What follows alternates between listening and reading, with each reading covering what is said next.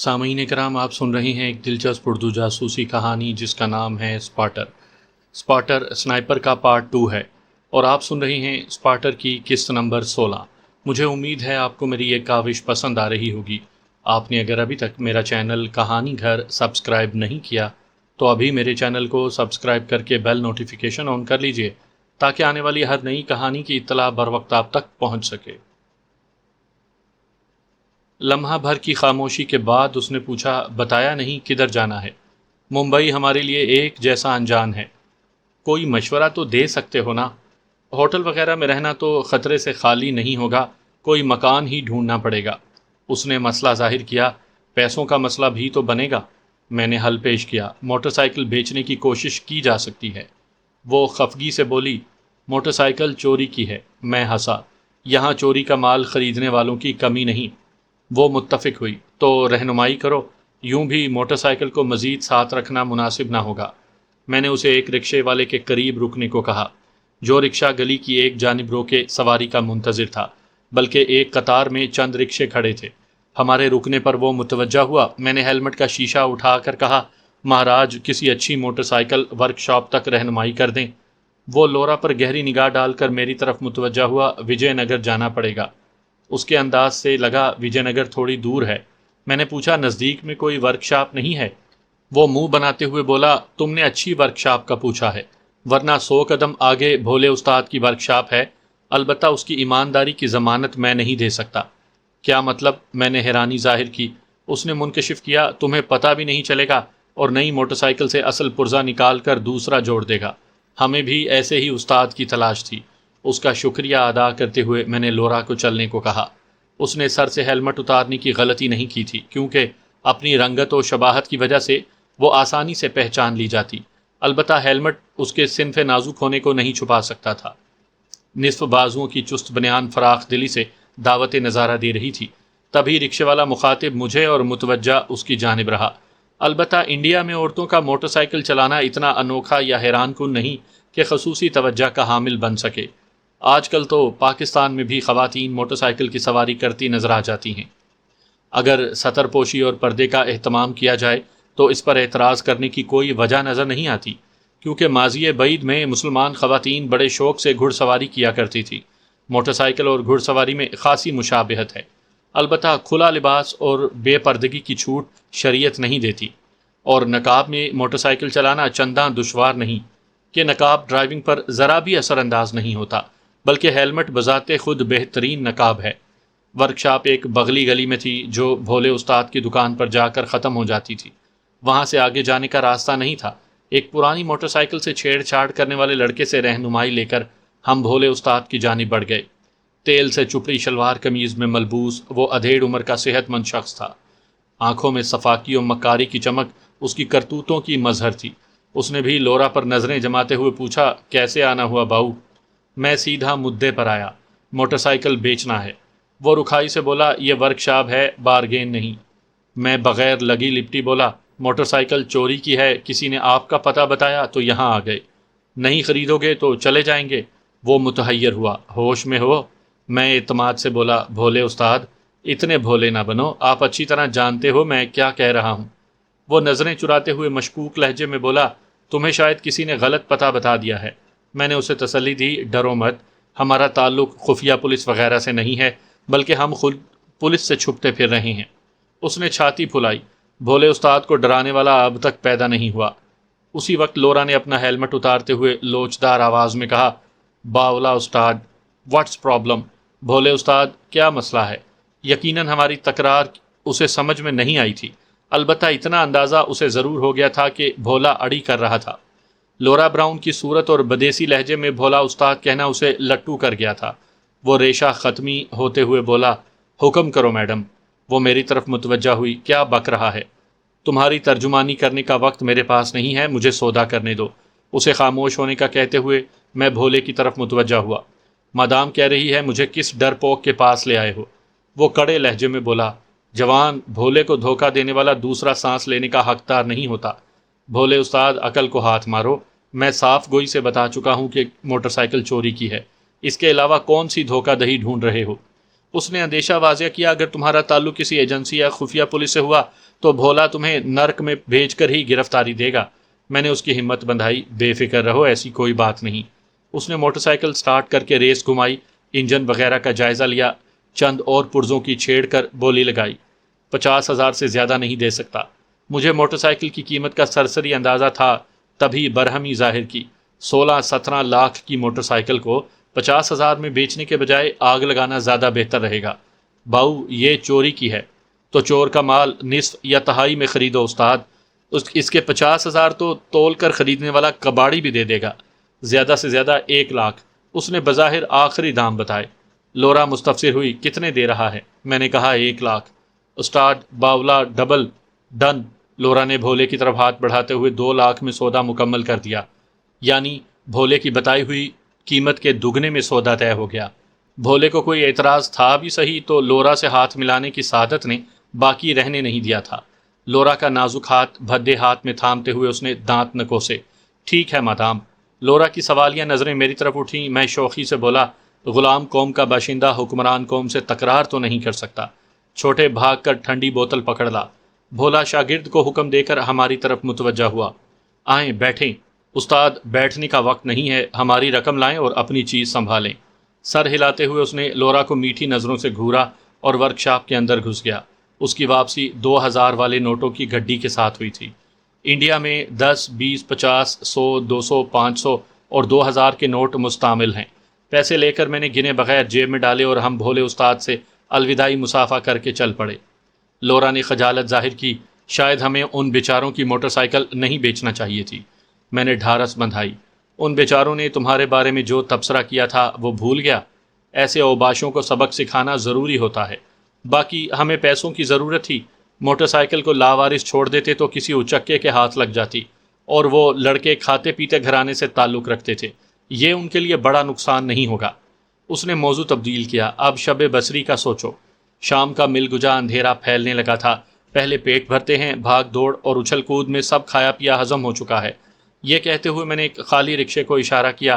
اندر گھستے ہی میں نے کسی درمیانے درجے کے معیاری ہوٹل پر جانے کو کہا۔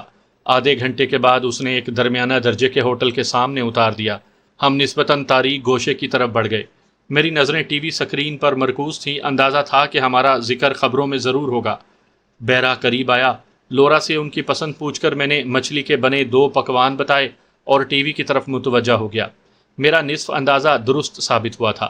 میرا تعارف بطور دہشت گرد کروایا گیا تھا، تصویر بھی دکھائی جا رہی تھی، البتہ لورا براؤن کا ذکر تھا، نہ میرا پاکستانی ہونا ظاہر کیا گیا تھا۔ میں نے کہا، خبروں میں تمہارا کوئی ذکر نہیں ہے۔ وہ بھناتے ہوئے بولی، میرا ذکر کرنے پر برطانوی حکومت متوجہ ہو جائے گی اور انہیں جواب دہی مشکل ہو جائے گی۔ میں نے مشورہ دیا، تمہیں برطانوی سفارت خانے جانا چاہیے، میرے خلاف ان کے پاس مضبوط ثبوت موجود ہیں۔ ایسی صورت میں سفارت خانہ زیادہ سے زیادہ مجھے برطانیہ واپس بھجوا سکتا ہے۔ میں منہ بناتے ہوئے بولا، کسی ایک نقطۂ نظر پر تو قائم رہو۔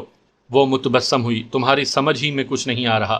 میں معترض ہوا، متضاد باتیں کرو گی تو کیسے سمجھ پاؤں گا؟ وہ وضاحت کرتے ہوئے بولی، مسٹر ایس ایس، اگر میڈیا میرا ذکر اچھالے گا تو برطانوی حکومت اپنے شہری کے لیے میدان میں اتر آئے گی، کیونکہ تب مسئلہ اپنی ناک کٹنے سے بچانے کا ہوگا۔ دوسری صورت میں حکومت تحفظ فراہم کرنے سے زیادہ میری مدد نہیں کر سکتی، کیونکہ میں بظاہر مجرم ہوں، اور سچ کہوں تو میں اپنی جان بچانے سے زیادہ شکلا کی ہلاکت کی تمنائی ہوں۔ گویا تم حکومت کو بیچ میں نہیں لانا چاہتی؟ اس نے اس بات میں سر ہلایا۔ اس میں اور وجوہات بھی شامل ہیں، مثلاً میں نے جاننے میں دلچسپی لی۔ بعد میں بتاؤں گی۔ وہ کھانے کی طرف متوجہ ہو گئی جو بیرا ہمارے سامنے چن رہا تھا۔ میں نے کہا، تم ڈیوڈ کو کال کیوں نہیں کر لیتی؟ اس کا موبائل فون نمبر مجھے یاد ہے، فارغ ہو کر بات کرتی ہوں۔ میں تلی ہوئی مچھلی کے پارچوں کی طرف متوجہ ہو گیا۔ کھانے کے دوران میں ٹی وی سکرین کو بھی دیکھتا رہا۔ مجھ سے کافی خوفناک باتیں منسوب کر کے مشتہر کیا جا رہا تھا۔ انڈین میڈیا یوں بھی رائی کو پہاڑ دکھانے کا ماہر ہے۔ میری تازہ تصویر ہی دکھائی جا رہی تھی، مگر میرا حلیہ بالکل عام سا ہے۔ قد و قامت، رنگ، شکل و صورت میں کوئی نمایاں نشانی نہیں کہ جلد پہچانا جا سکوں۔ دوسرا، لورا براؤن کا ساتھ بھی کافی فائدہ مند رہا کہ اکثریت کی نظریں کرخت صورت مرد کے بجائے خوشنما و ملائمت بھرے چہرے کی دل دادا ہوتی ہیں، اور اس کی موجودگی میں مجھ غریب پر سرسری اور اچٹتی ہوئی نظر ہی پڑتی تھی۔ کھانے کے بعد ہم نے چائے پی اور باہر نکل آئے۔ فی الحال تو خطرے کی حدود سے باہر تھے، البتہ آگے کا کچھ نہیں کہا جا سکتا تھا۔ اب کسی ٹھکانے کی ضرورت تھی۔ ایک رکشے میں بیٹھ کر میں نے یہ مسئلہ اس کے سامنے رکھ دیا۔ دوست، تمہاری نظر میں کوئی ایسا گھر نہیں ہے جہاں شب بصری کا ٹھکانہ مل جائے؟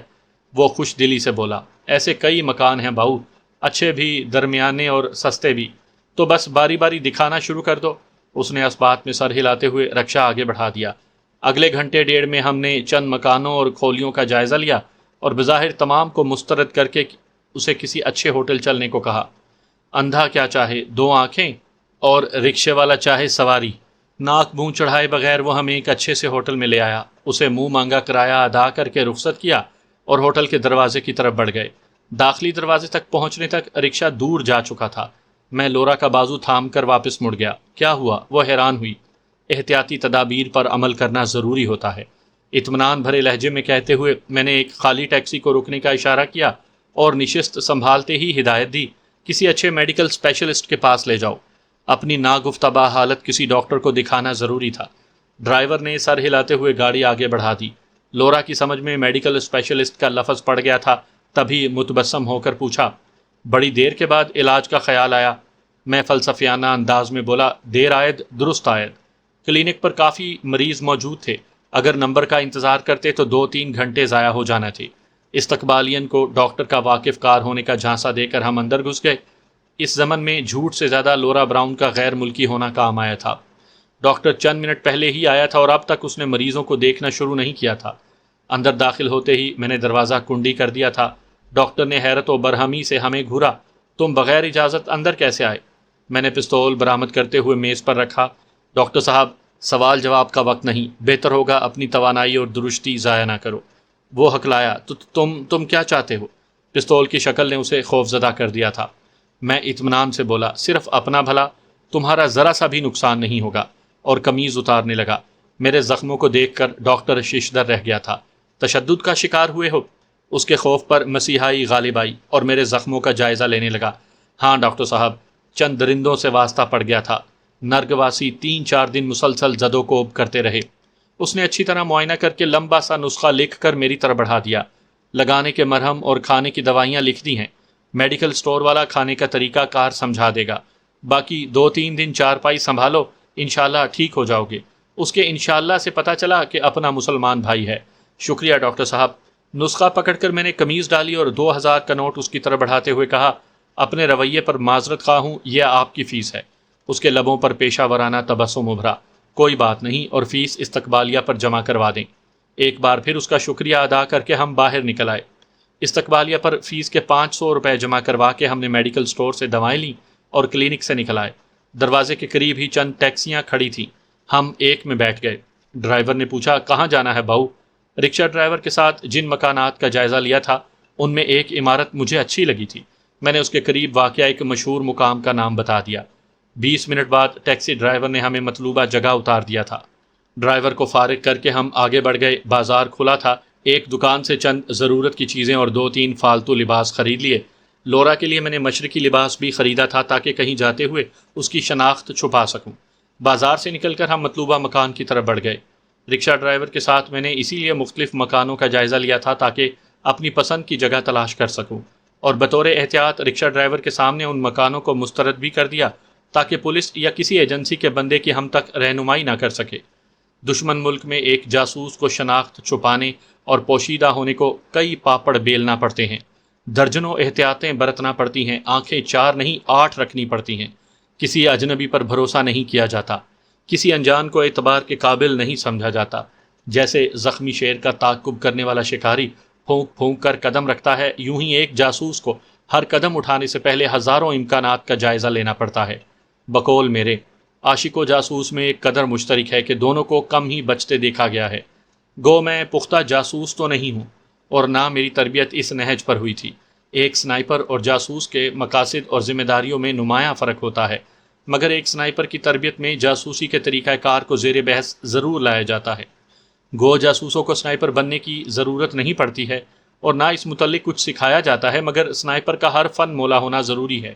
وہ نہ صرف اچھا نشانے باز ہوتا ہے بلکہ جاسوس، جنگجو، کمانڈو اور اچھا لڑاکا بھی ہوتا ہے۔ اسے صرف جنگلوں، پہاڑوں اور صحراؤں کی خاک چھاننا نہیں ہوتی، بلکہ شہروں اور حساس مقامات سے بھی واسطہ پڑ سکتا ہے۔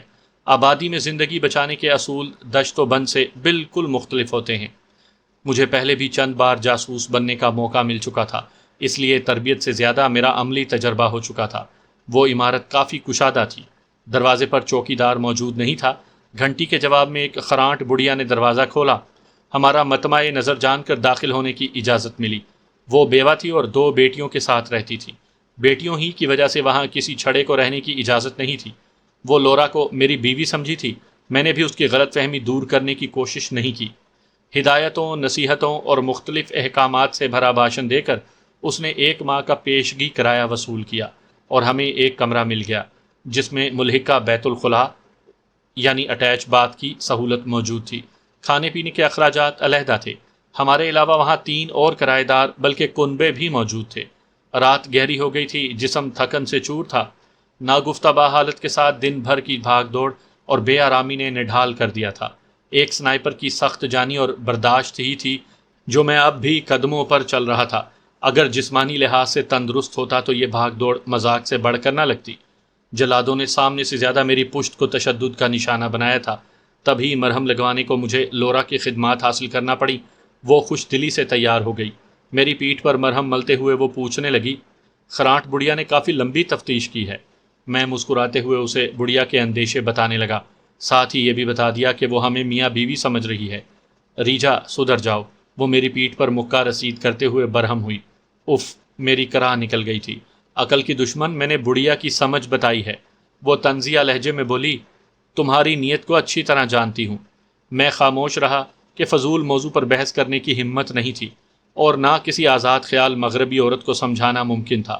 مرہم سے کافی فرق پڑا تھا، رہی سہی کسر درد کش گولیوں اور طاقت کی شربت نے پوری کر دی تھی۔ میزبان خاتون سے دودھ بھی منگوا لیا تھا۔ وہاں 2 سنگل بیڈ ملا کر انہیں ڈبل بیڈ کی شکل دی گئی تھی۔ میں نے ایک جانب لیٹ کر آنکھیں بند کر لیں۔ لورا بے تکلفی سے دوسرے بیڈ پر لیٹ گئی۔ اس نے اپنا بیڈ دور کھینچنے کی کوشش نہیں کی تھی۔ گولیوں میں شاید سکون آور دوا بھی شامل تھی، تبھی نیند کی آمد میں دیر نہیں ہوئی تھی۔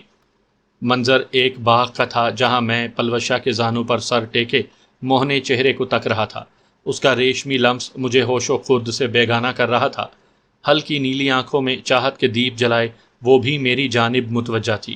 آسمان پر گہرے بادل چھائے تھے۔ ہلکی ہوا سکون آور مشروب کی طرح حواس چھیننے پر تلی تھی۔ اس نے ہاتھوں کے پیالے میں میرا چہرہ تھاما۔ راجو، مجھے کتنا چاہتے ہو؟ میں چاہت سے بولا، بہت زیادہ۔ وہ مصر ہوئی، پھر بھی کتنا؟ کوئی حد شمار تو ہوگا نا؟ ہر شے کی پیمائش کی کوئی نہ کوئی اکائی مقرر ہوتی ہے، تو آپ کی چاہت کی بھی تو ہوگی نا۔ محبت وزن نہیں کہ تولی جائے، فاصلہ نہیں کہ ناپی جائے، گنتی نہیں کہ شمار کی جائے۔ یہ تو ایک جذبہ ہے جو احساسات کے مرہون منت ہوتا ہے، اور احساس و جذبات کو ناپنے کا کوئی آلہ نہیں بنا۔ وہ شوخی سے بولی، یہ تو کہہ سکتے ہیں نا، جتنے آسمان پر تارے ہیں، سمندر میں قطرے ہیں، صحرا میں ریت کے ذرے ہیں، دنیا بھر کے درختوں کے پتے ہیں، جتنا آسمان سے زمین تک کا فاصلہ ہے اتنی محبت کرتے ہیں۔ آسمان کے تارے، سمندر کے قطرے، صحرا کے ذرے، درختوں کے پتے جتنی تعداد میں بھی ہوں انہیں لامحدود نہیں کہہ سکتے، جبکہ میری محبت کا شمار یا پیمائش ممکن نہیں۔ وہ لاڈ سے بولی، نہیں نا، مجھے حد جاننی ہے۔ میں ہنسا، جتنا مجھے تم چاہتی ہو اس سے تھوڑی زیادہ کرتا ہوں۔ کھائیے قسم۔ اس نے میرا ہاتھ پکڑ کر اپنے سر پر رکھا۔ میں خلوص دل سے بولا، مجھے جہانوں کے پروردگار کی قسم ایسا ہی ہے۔ خوشی و مسرت سے اس کا چہرہ جگمگا اٹھا تھا۔ آنکھوں میں امڑتی بے پناہ چاہت اس سے چھپائے نہیں چھپ رہی تھی۔ اب آپ کو کہیں بھی نہیں جانے دوں گی۔ کہیں جانے کو کس بے وقوف کا دل چاہتا ہے؟ وہ کھل کھلا کر ہنسی، میرے راجو کا۔ میں نے آنکھیں نکالیں، پلوشے بدتمیزی کی تو مار کھاؤ گی۔ اس نے مجھے چڑھاتے ہوئے للکارا، دھمکیاں دیتے رہیے، کبھی ہاتھ اٹھانے کی زحمت نہ کرنا۔ تمہاری پٹائی کو پھول کی پتیوں سے بنی چھڑی ڈھونڈ رہا ہوں۔ جس دن مل گئی نا، خوب تواضع کروں گا۔ محبوبیت کا گہرا احساس لیے اس نے وارفتگی بھرے لہجے میں پوچھا، اتنا نازک سمجھ رکھا ہے؟ میں نے اسبات میں سر ہلایا، اس سے بھی زیادہ۔ وہ اشتیاق سے پوچھنے لگی، اچھا کتنا؟ ایک شاعر اپنی محبوبہ کو کہتا ہے نا، اس کو باہر چھوڑ کے آؤ شہزادی، جگنو سے نہ ہاتھ جلاؤ شہزادی۔ تتلی کے میں کان یقیناً کھینچوں گا، پہلے پوری بات بتاؤ شہزادی۔ بارش کی بوندوں میں پھرنا ٹھیک نہیں، لگ جائے نہ کوئی گھاؤ شہزادی۔ پلوشے کے موہ نے رخ پر حیا آلود تبسم نمودار ہوا۔ اس نے آسمان کی طرف دیکھتے ہوئے موضوع تبدیل کیا۔ راجو، بارش ہونے کو ہے۔ ایک دم ہلکی پھوار شروع ہو گئی تھی۔ منظر معدوم ہوا۔ میری سماعتوں میں لورا کی آواز گونجی، ریجا اب اٹھ بھی جاؤ۔ زلفیں جھٹک کر اس نے میرے چہرے پر پانی کی پھوار پھینکی تھی۔ وہ نہا کر ایک دم تازہ و کھلی کھلی لگ رہی تھی۔ شکلا کی درندگی کے نشانات اس کے چہرے پر سے معدوم ہو گئے تھے۔ میں انگڑائی لیتے ہوئے اٹھ بیٹھا۔ پلوشا کی موہنی صورت کے خشک نظارے نے لورا کی اہمیت صفر کر دی تھی۔ اب طبیعت کیسی ہے؟ وہ بالوں پر تولیہ رگڑتے ہوئے مستفسر ہوئی۔ الحمدللہ بہتر ہے۔ وہ الحمدللہ کی وضاحت چاہنے لگی۔ آدھی بات میری سمجھ میں نہیں آئی۔ میں نے کہا، مسلمان ہر کام کا ہونا اللہ پاک کی منشا کے تابع سمجھتا ہے۔ اس نے طنزیہ لہجے میں چوٹ کی، تو گزشتہ چند دن تمہیں جو پھینٹی لگی ہے اس میں تمہارے اللہ پاک کی مرضی شامل تھی؟ میں فخریہ لہجے میں بولا، بے شک کوئی کام اس کی مرضی کے بغیر نہیں ہو سکتا۔ وہ بپھرتے ہوئے بولی، تو اللہ پاک اپنے بے گناہ بندے کو پھینٹی لگوانے پر کیوں خوش ہے؟ اور جو بندہ اس کے وجود کو تسلیم نہیں کرتا اس کی مدد کیوں کر رہا ہے؟ ایک عورت کبھی اپنی تذلیل پر راضی نہیں ہوتی، تو کیوں کسی درندے کو عورت پر دسترس پانے کی ہمت دیتا ہے؟ تصویر کا ایک رخ دیکھو گی تو ایسے اہم کانہ سوال تمہارے ذہن میں پیدا ہوں گے، اور یاد رکھنا، ایک چھوٹا سا سوال بہت بڑے اور تفصیلی جواب کا متقاضی ہوتا ہے۔ زندگی گزارنے کا ڈھنگ کسی ایک فکرے میں ذہن نشین نہیں ہو سکتا۔ مختصراً یہ سمجھ لو کہ دنیا دارالعمل ہے، دارالجزا نہیں ہے۔ اچھائی برائی کا بدلہ ضروری نہیں کہ انسان کو زندگی ہی میں مل جائے، البتہ ایسا ہونا ناممکن ہے۔ اللہ پاک نے انسان کو دو راستے بتا دیے ہیں، نیکی و بدی کی تمیز سمجھا دی ہے۔ جو غلط کرے گا وہ ناکام و نامراد ہوگا، اور جو اللہ پاک کے بتائے ہوئے طریقے پر زندگی گزارے گا وہ کامیاب و کامران ہوگا۔ بے شک بظاہر وہ ناکام، مفلس، نادار اور ستم رسیدہ نظر آئے، ہماری کامیابی کے معیار اور ہیں۔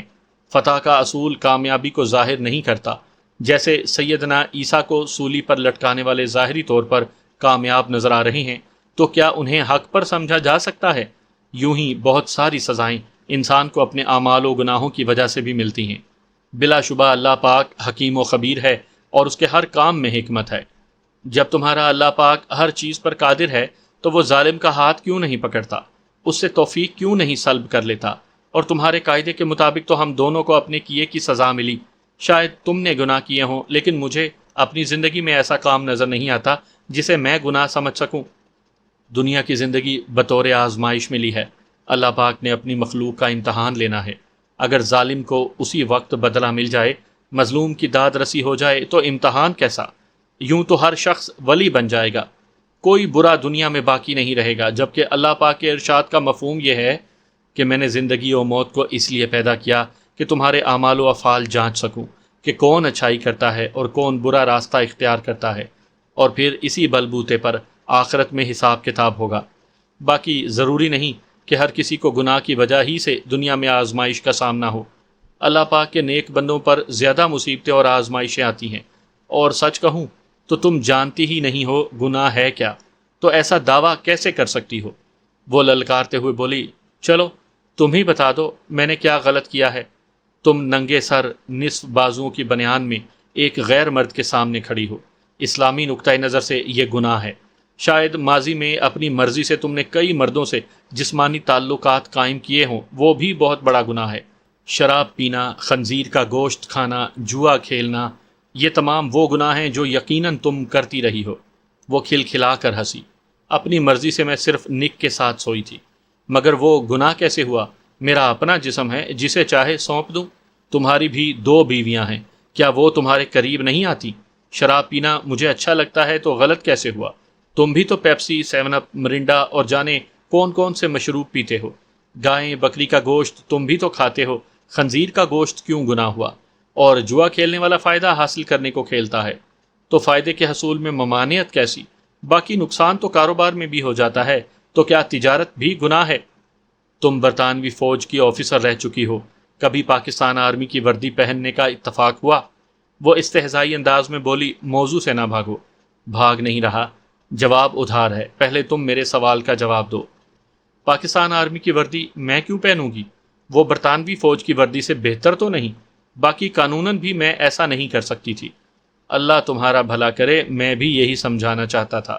جیسے برطانوی فوج کا سپاہی ہونے کی وجہ سے تم پر کچھ ایسے قوانین لاگو تھے جو عام آدمی پر نہیں ہوتے، اور ان قوانین کی مخالفت کرنے پر سزا بھی ملتی ہے، بلکہ تمہیں تو کورٹ مارشل کی صورت مل بھی چکی ہے، اور یقیناً اس کی وجہ قانون کی خلاف ورزی ہوگی۔ بینہ ایک مسلمان کلمہ پڑھنے کے بعد اللہ پاک کے احکامات کے تابع ہو جاتا ہے، اس کے لیے اللہ پاک کے ممانعات سے بچنا ضروری ہو جاتا ہے۔ گناہ و ثواب کے فلسفے کی بڑی حکمت اللہ پاک کی مرضی ہے۔ اللہ پاک نے اجازت دی کہ نکاح پڑھانے کے بعد ایک عورت تمہارے لیے حلال ہو گئی، تو اب اس عورت کی قربت گناہ کے بجائے ثواب ہوگی۔ اسی طرح ہر وہ مشروب جو نشہ دے وہ حرام ہے۔ یوں ہی کچھ جانوروں کا گوشت کھانا منع ہے اور کچھ کی اجازت ہے۔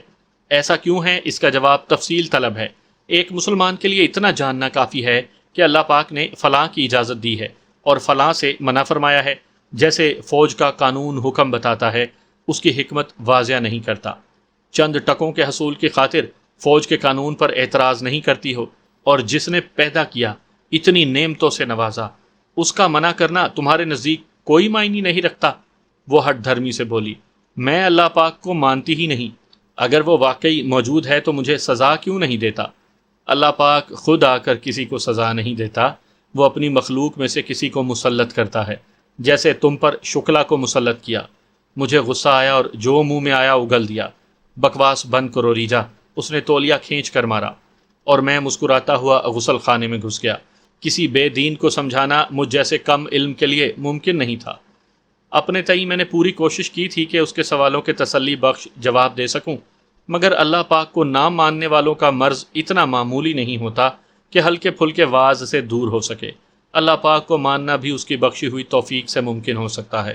وہ جسے چاہے ہدایت دے اور جسے چاہے گمراہی پر رکھے۔ یہ اس کے اپنے فیصلے ہیں، اور اس کے فیصلوں میں انبیاء کرام کے قدسی نفوس مخل نہیں ہو سکتے، تو مجھ جیسے گناہ گار کی کیا اوقات؟ میں نہا کر صرف تولیہ لپیٹے باہر نکل آیا۔ وہ منہ پھلائے بیٹھی تھی۔ میں نے درخواست کی، مرہم تو لگا دو۔ وہ بدتمیزی سے بولی، اپنے اللہ تعالیٰ کو بلوا لو۔ میں نے درشتی سے گھورا، اس نے نظریں نہیں چرائیں تھیں۔ افسوس بھرے انداز میں سر ہلاتے ہوئے میں خود ہی مرہم لگانے لگا۔ ایک بار تو جی چاہا کہ بوڑھی مالک مکان کو کہہ دوں، مگر پھر اپنے زخمی ہونے کا راز افشا کرنا مناسب نہ لگا۔ وہ چند لمحے مجھے گھورتی رہی اور پھر اٹھ کر قریب آئی۔ سوری، مجھے غصہ آ گیا تھا۔ اس نے میرے ہاتھ سے مرہم لینے کی کوشش کی۔ شکریہ، رکھائی سے کہتے ہوئے میں نے اس کی مدد ٹھکرا دی۔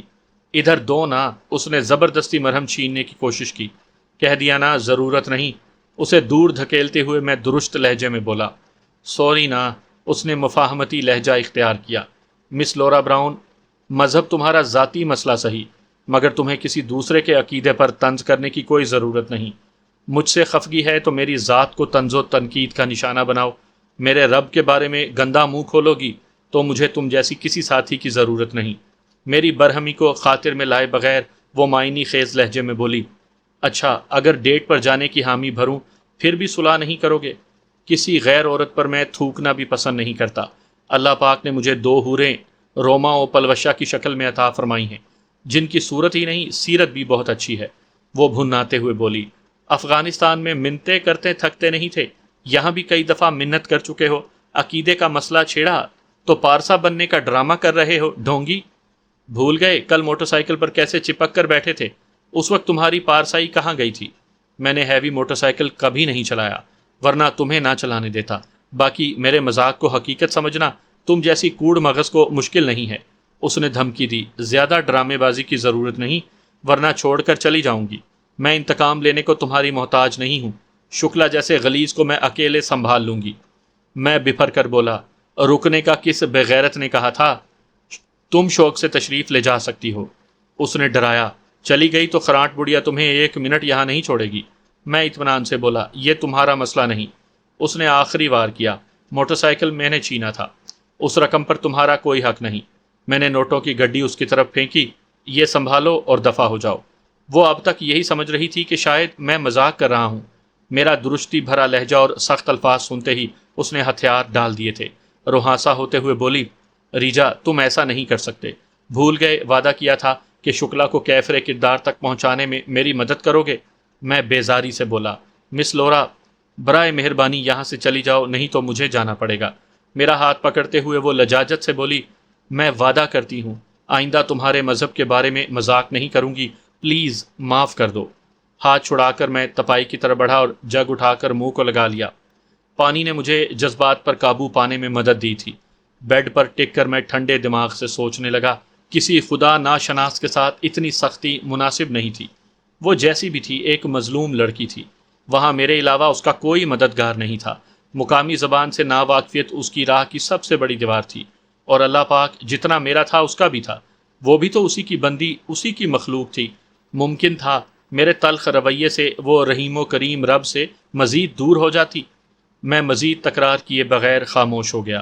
چند لمحے میرے بولنے کی منتظر رہ کر وہ دھیرے سے میری جانب کھسکی اور ہتھیلی پر مرہم لگا کر میری پیٹھ پر ملنے لگی۔ میں نے اسے روکنے کی کوشش نہیں کی تھی۔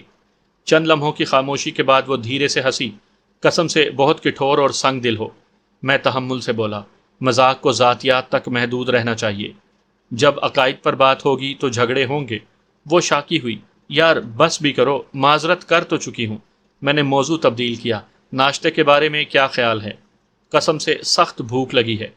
چونکہ بڑھیا نے واضح کر دیا تھا کہ ہمیں جیسا ناشتہ اور کھانا درکار ہوگا ملے گا، البتہ ادائیگی ہمیں کرنا پڑے گی، اس لیے میں نے بے تکلفی سے انٹرکام اٹھا کر اسے تگڑا سا ناشتہ لانے کو کہہ دیا۔ ناشتہ اس کی بیٹی لے آئی تھی۔ ناشتہ کر کے میں نے دوائی کھائی اور دوبارہ لیٹ گیا۔ لورا نے کرسی سنبھالتے ہوئے پاؤں بیڈ پر رکھے۔ اب کیا ارادہ ہے؟ میں اطمینان سے بولا۔ ظاہر ہے سوؤں گا۔ اس نے منہ بنایا، ریجا مذاق کا وقت نہیں، پہلے تم ڈیوڈ سے رابطہ کرو تاکہ وہ ہتھیار ادھر نہ بھیجے۔ اس نے نفی میں سر ہلایا، ضرورت نہیں۔ میں صاف گوئی سے بولا، مجھے لگتا ہے کچھ چھپا رہی ہو۔ وہ اطمینان سے بولی، بہت کچھ۔ میں بیزاری سے بولا، جب مجھے اصل بات کی ہوا نہیں لگے گی تو کیسے مشورہ دوں گا؟ وہ افسردگی سے بولی، روپے پیسے کا لالچ انسان کو کہیں کا نہیں رہنے دیتا۔ میری اچھی خاصی تنخواہ تھی، بہترین سہولیات میسر تھیں، عزت و قدر کی نگاہ سے دیکھی جاتی تھی، مگر پھر ایک غلط آدمی مجھ سے آ ٹکرایا اور بہکاوے میں آ کر اپنی ساکھ ہی نہیں زندگی بھی برباد کر ڈالی۔ انسان جب کسی مصیبت میں گھرتا ہے تو نکلنے کو اندھا دھند ہاتھ پاؤں مارتا ہے، ایسے میں مزید غلطیاں ہوتی ہیں، اور یہی میری کہانی ہے۔ میں منہ بناتے ہوئے بولا، اب فلسفے کو ایک طرف رکھ کر سیدھے اور عام فہم انداز میں اپنی حماقتوں سے پردہ اٹھاؤ۔ اس نے لمبا سانس کھینچا اور آنکھیں بند کر کے گہری سوچ میں کھو گئی۔ میں اس کے بولنے کا منتظر رہا۔ زیادہ انتظار نہیں کرنا پڑا تھا، شاید وہ الفاظ کو ترتیب دے رہی تھی۔ چند لمحوں کے بعد گویا ہوئی۔ افغانستان میں نک کے ساتھ میں نے کافی کارنامے سر انجام دیے تھے۔ وطن واپسی پر بڑی آؤ بھگت ہوئی، 2-3 اخبارات میں انٹرویو بھی شائع ہوا، جس سے وقتی شہرت تو ملی، لیکن اس کے ساتھ ہی میری بدبختی کا بھی آغاز ہوا۔ ایک بڑے تاجر تھامس ولنگسن نے اپنے کاروباری حریف کو ٹھکانے لگانے کو میری خدمات حاصل کرنا چاہیں۔ اس کا حریف حفاظتی اقدامات کا بہت خیال رکھتا تھا، عام اجرتی قاتل کو اس کا قتل کرنا بہت مشکل تھا۔ تبھی اس نے میرا انتخاب کیا۔ پہلے تو میں نہ مانی، مگر پھر بھاری معاوضے کو دیکھ کر متزلزل ہو گئی۔ تھامسن نے فوراً معاوضے میں مزید اضافہ کر دیا اور مجھے حامی بھرنا پڑی۔ مجھے 1500 میٹر کے فاصلے سے اسے نشانہ بنانا تھا۔ تمہیں سنائپرز کے طریقہ کار سے اچھی طرح واقفیت ہے، اس لیے میں قتل کرنے کے طریقے پر روشنی نہیں ڈالتی۔ مختصراً یہ کہ اسے کامیابی سے نشانہ بنایا اور معاوضہ وصول کر کے خوش ہو گئی۔ مگر تھامسن کی بدقسمتی کہ مقتول کا بیٹا خم ٹھونک کر میدان میں آ گیا۔ پولیس تھامسن کی راہ پر لگ گئی۔ تفتیشی آفیسر گیری لارنس ذہین آدمی تھا، آخر وہ تھامسن تک پہنچ گیا۔ تھامسن ولنگسن گرفتار ہونے کی ذلت برداشت نہ کر سکا اور حوالات میں خودکشی کر لی۔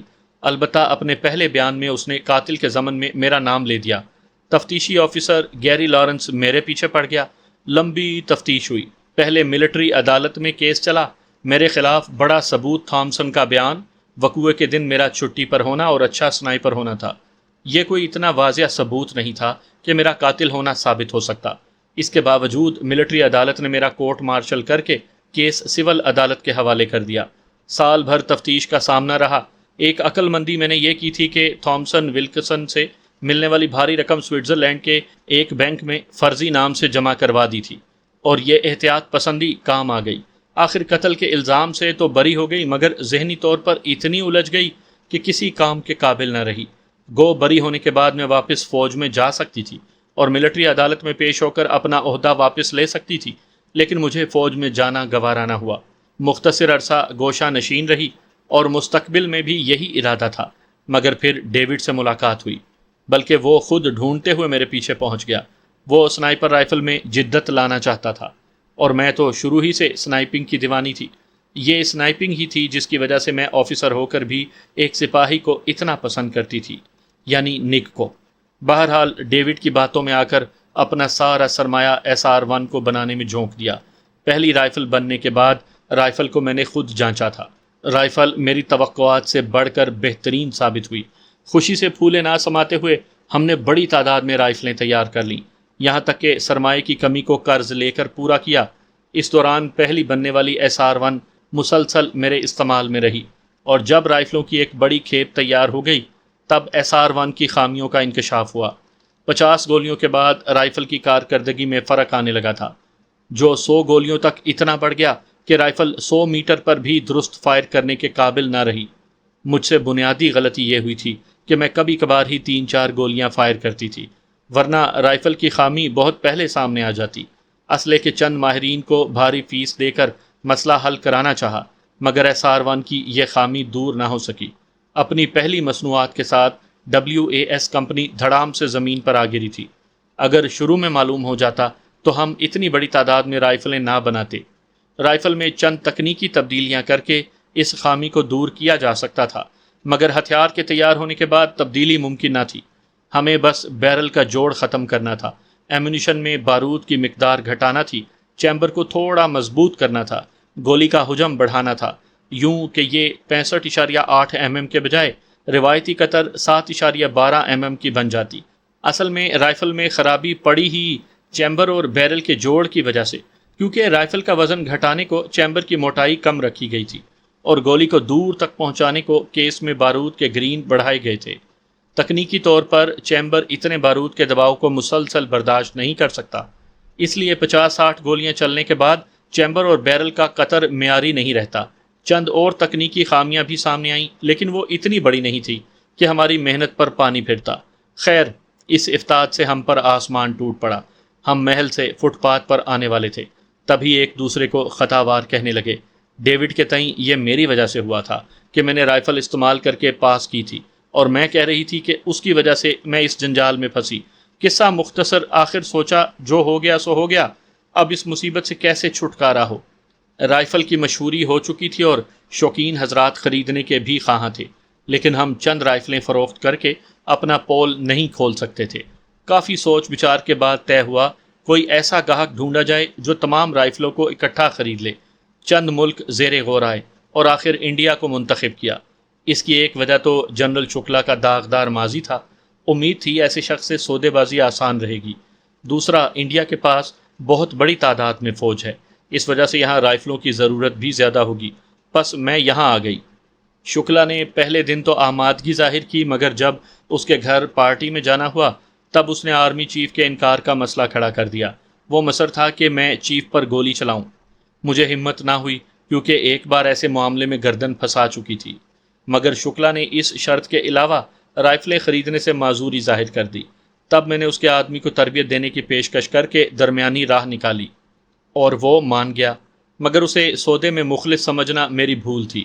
وہ صرف مجھے پھانسنا چاہتا تھا، کیونکہ جب پہلے دن مجھ سے بات ہوئی اس کے بعد ذلیل شخص نے لندن میں اپنے آدمیوں کے ذریعے میرے بارے میں معلومات حاصل کی اور میری سابقہ شہرت سے فائدہ اٹھانا چاہا۔ وہ اچھی طرح جانتا ہے کہ پہلے بھی بڑی مشکل سے میری جان چھوٹی ہے، اور اب برطانیہ عدالت میں میرا حالیہ کارنامہ پہنچا تو پچھلا کیس بھی کھل جائے گا، اور یہی دھمکی اس نے مجھے قید کے پہلے دن دی تھی۔ تفصیل سن کر مجھے لورا کی مجبوری آشکارا ہوئی۔ بلا شبہ وہ گردن تک دلدل میں دھنس چکی تھی۔ شکلا کے پاس اس کے خلاف ثبوت موجود تھے۔ شکلا نے ایک تیر سے کئی شکار کھیلے تھے۔ ایک پاکستانی جاسوس کی طرفداری نے لورا کی مشکلات میں کئی گنا اضافہ کر دیا تھا۔ اس کہانی سے یہ بھی اندازہ ہوا کہ مجھے سنائپنگ کی تربیت دلانا سراسر سوچے سمجھے منصوبے کے تحت تھا، اور یہ کہ وشال گپتا میری اصلیت سے واقف تھا۔ یوں شکلا کا میرے بارے جاننے میں بھی کوئی شبہ نہیں رہا تھا، البتہ وہ اس سے لا علم تھا کہ میں اس کی نواسی کو اغوا کرنے وہاں پہنچا تھا۔ یقیناً شکلا کا آرمی چیف پر حملہ کرانے کا کوئی ارادہ نہیں تھا۔ وہ ایک سودے کے لیے اتنا بڑا قدم اٹھانے کے بجائے آرمی چیف کی ریٹائرمنٹ کا انتظار کرنا زیادہ بہتر سمجھتا۔ انڈین چیف عہدہ سنبھالنے کے بعد قریباً 2 سال کمانڈ کرتا ہے، اور بکرم سنگھ کو عہدہ سنبھالے 1.5 سال سے زیادہ ہو گیا تھا۔ چند ماہ میں اس نے یوں ہی ریٹائر ہو جانا تھا۔ وہ میری سوچوں میں مخل ہوئی۔ پریشان ہو گئے نا؟ میں صاف گوئی سے بولا۔ پریشانی صرف پلوشا کی ناراضگی پر ہوتی ہے۔ وہ حیران رہ گئی تھی۔ کیا؟ الجبرا کا کلیہ تو نہیں بتایا کہ تمہیں سمجھنے میں دشواری ہو؟ وہ ہنسی۔ یہ وہی خان لڑکی ہے نا جس نے میجر جینیفر کی پٹائی کی تھی؟ میں نے اسبات میں سر ہلایا۔ مگر وہ تو تمہاری بیوی ہے نا؟ میں نے منہ بنایا۔ کیا بیویاں ناراض نہیں ہو سکتی؟ وہ شوخی سے بولی۔ اگر بیوی کی ناراضی کا رونا رو کر اور اس سے خوش نہیں ہوں کا چارہ ڈال کر مجھ پر ڈورے ڈالنے کا ارادہ ہے تو تمہیں ناکامی ہوگی۔